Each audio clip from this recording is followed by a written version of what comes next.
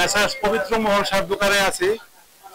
সম্মানিত ব্যবসায়ী, অনেক পুরনো ব্যবসায়ী, নরসিংদী বাজারের অনেক দিনের ব্যবসা। আপনাকে 50 বছরের না আরো বেশি, 60 বছরের পুরানো ব্যবসায়ী। আপনার নাম কি? সত্যলাল সাহা, শঙ্করলাল। আর পবিত্র মোহন সাহা কি আছেন? দেন আগে ওনার বাবা করে গেছেন, ছেলে করতেছে।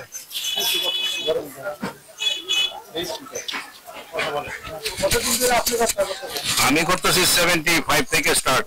75 থেকে 40-50 বছর। Very young, when you was very young you start। আজকে স্বনামধন্য একটা ব্যবসা প্রতিষ্ঠান আপনাদের। এই পর্যন্ত দায়িত্ব তো অনেক ইয়ে করতেছে আপনাদের।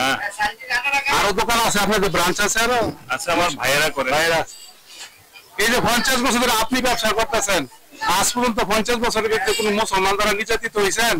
না না, কেউ আপনার সবাই বন্ধু বান্ধব ভাই ভাইয়ের মতো চলি। কোনো অন্য কোনো ধর্মের লোক এসে আপনাদের কাছে চাঁদা দাবি করছে অথবা আমাদের এখানে পর্যন্ত হয় নাই বা আসো নাই।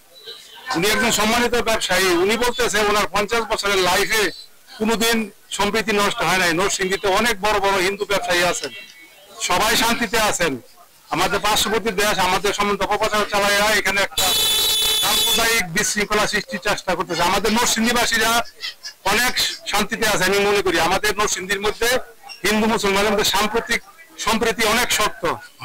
এই যে ওনার দোকানে আমি কেন, আমার আব্বা থাকতে ওনার দোকানে আইছে বাজারের ভিতরে, আজ পর্যন্ত আমি দেখি নাই কোনোদিন কোনো হিন্দু ব্যবসায়ী মুসলিম দ্বারা নির্যাতিত হয়েছে।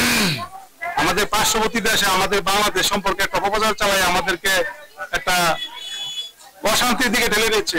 এই জন্য বলতে চাই, from Indian people you see here in Bangladesh, today I am here in the front of one Hindu businessman shop. He is very close friend of us.